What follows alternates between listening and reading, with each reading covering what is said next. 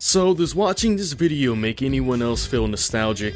PS3 cutscenes like these remind me of the days I used to hop on after school and put some hard hours into... Wait, it's not a PS3 cutscene? It's an anime? Well, I guess that explains why it's on Netflix then, huh?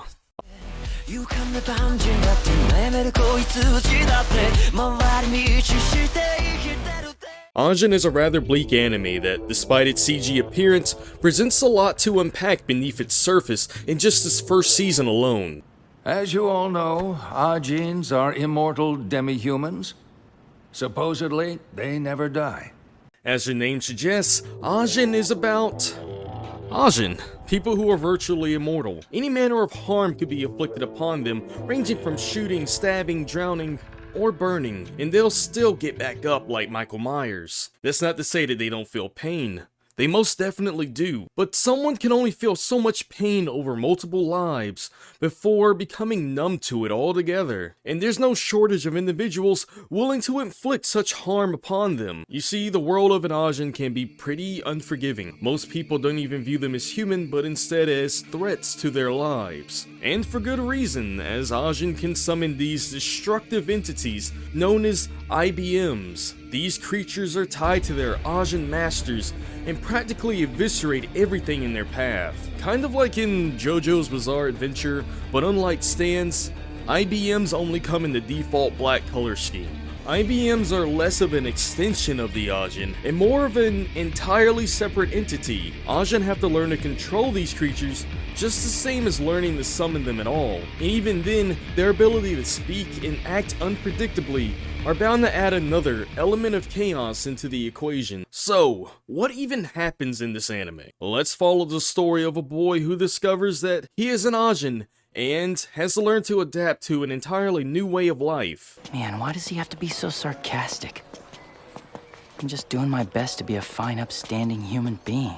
Our boy in this anime, Kei, no, not Kei from Gantz. Yes, Kei is anything but an average schoolboy. He buries his head in school books all the time and interacts with his peers largely with the interest of appearing normal rather than actually being normal. You see, Kei comes across as someone detached from the world around him. In situations where he is expected to express sympathy or grief, he is cold and unfeeling. He sees social interactions as a chore, and this disassociated personality of his is even more pronounced when we see how his own sister is not only disapproving of Kei's demeanor, but downright fed up with him. Very suspicious, and when he is tragically struck by an oncoming truck, our suspicions are immediately confirmed. Kei is an Ajin, and unfortunately, he has an even bigger audience than just us the viewers to bear witness to this.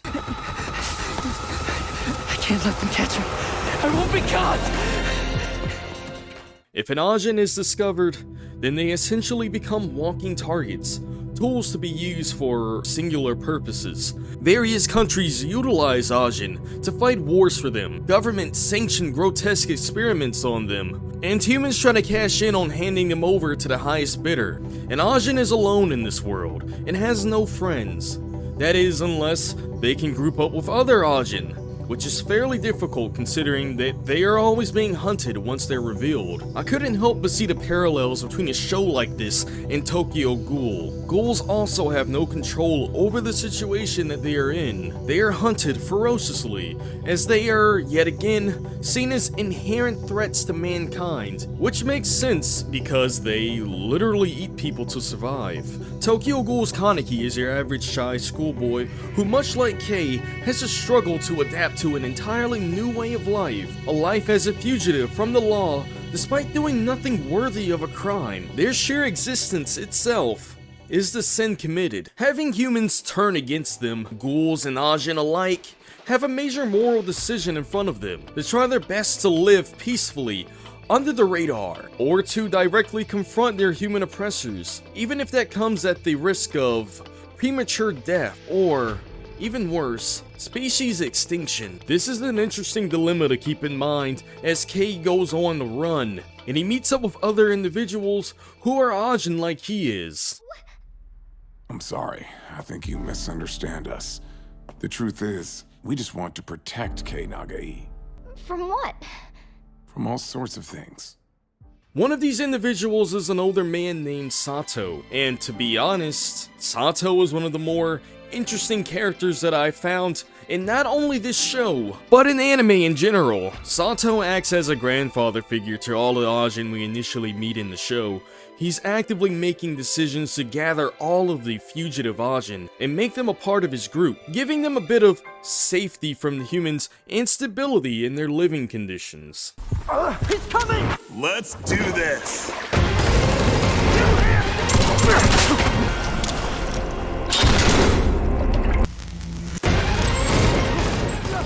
Sato is composed and easily the most experienced in his skills both inside and outside of using an IBM to swiftly dispatch of his enemies.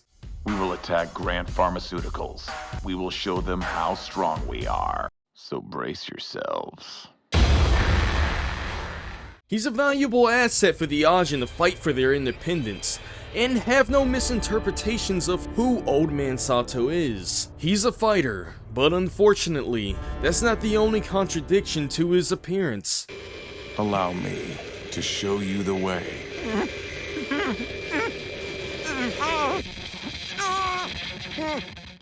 You see, Sato is also a treacherous schemer, who has as little patience for pacifist Ajin as he does for his human nemesis. Throughout the first season, Sato displays his cunning, underhanded ruthlessness, and it makes what would have otherwise been a fairly mediocre anime a lot more interesting. There's an Ajin that he breaks out of human captivity that is largely ignorant to what Ajin are actually capable of. So how does Sato begin his orientation into the world of Ajin? He ties him up and kills him repeatedly.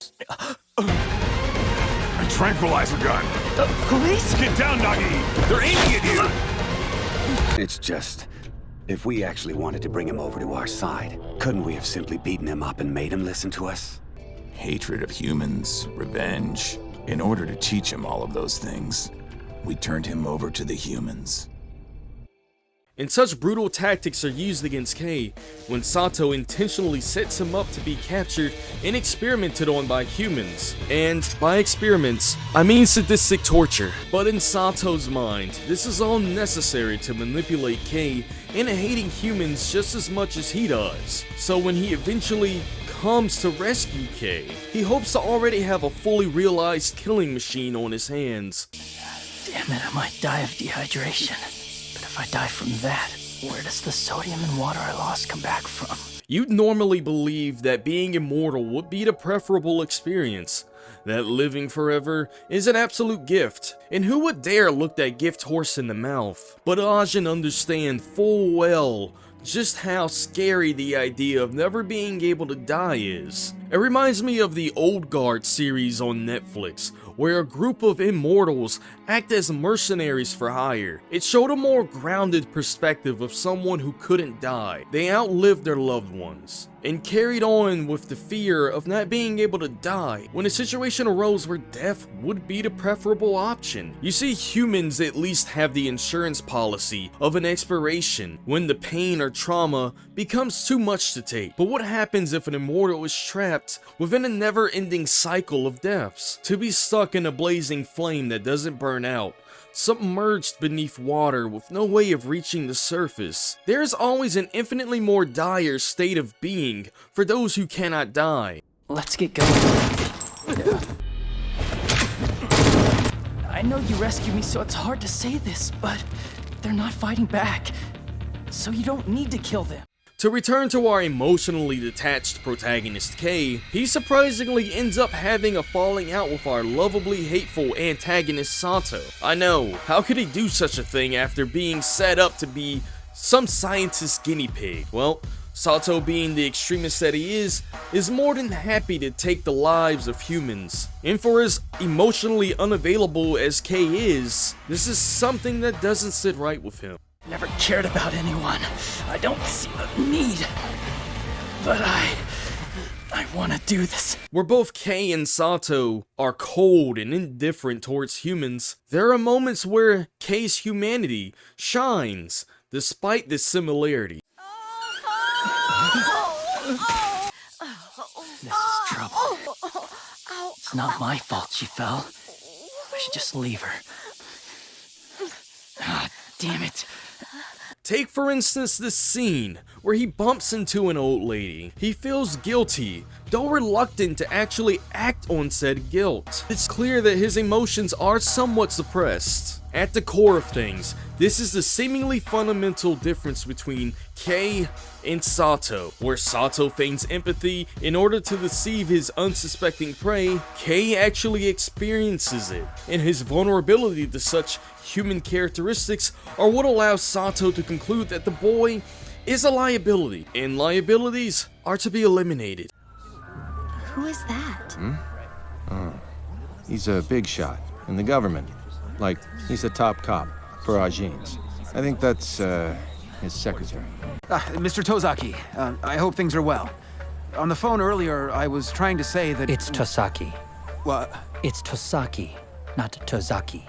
However, Sato isn't the only person with elimination on his mind. There's a group of government-employed individuals who work alongside the police force to track and apprehend Ajin. The lead of this duo is named Tosaki, not to be mispronounced as Tosaki. This guy is pretty sensitive to people saying his name correctly. He has little patience for nonsense, and even less for Ajin who roam free. He diligently hunts Ajin with his partner who, ironically, happens to be an Ajin herself. Tosaki still threatens and belittles her as harshly as he pursues their intended targets, despite their alliance. What's wrong with her? She hasn't woken up since her accident. And who are you?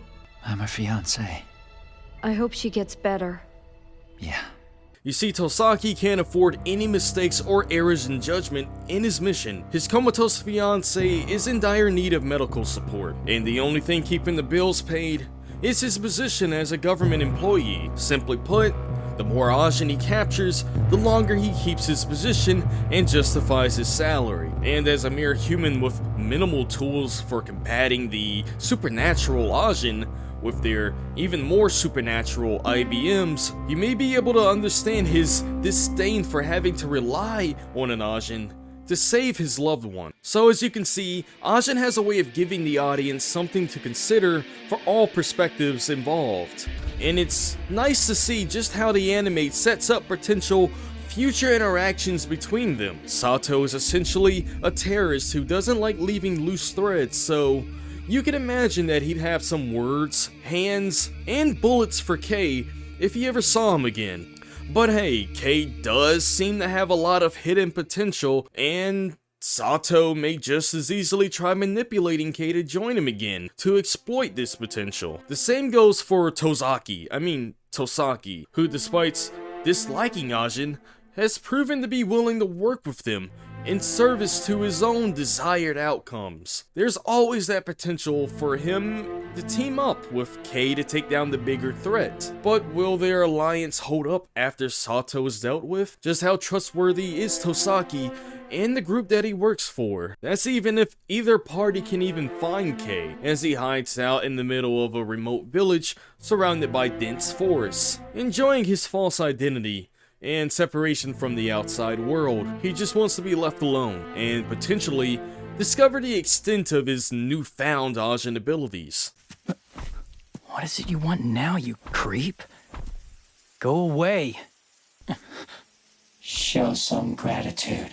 And this is also a pretty cool part of the anime itself, where Kei's IBM is pretty abnormal, like one of those titans from Attack on Titan. It acts very unpredictably, it speaks nonsensically, and seems to react to his own individual personality. I thoroughly enjoyed watching the first season of Ajin. It's pretty difficult for me to find an anime that not only presents an interesting premise, but manages to keep it interesting without overly bloating the plot or cramming in a bunch of forced exposition. But here we are with Ajin that happens to make all of this work despite looking like Deadly Premonition for the PS3. Unfortunately, this season ends right after Kei gains his motivation to walk back into the thick of things and take on the major villain Sato in order to stop him from killing the humans. Like I mentioned earlier, Sato carries a lot of this show for me, as his constant manipulations,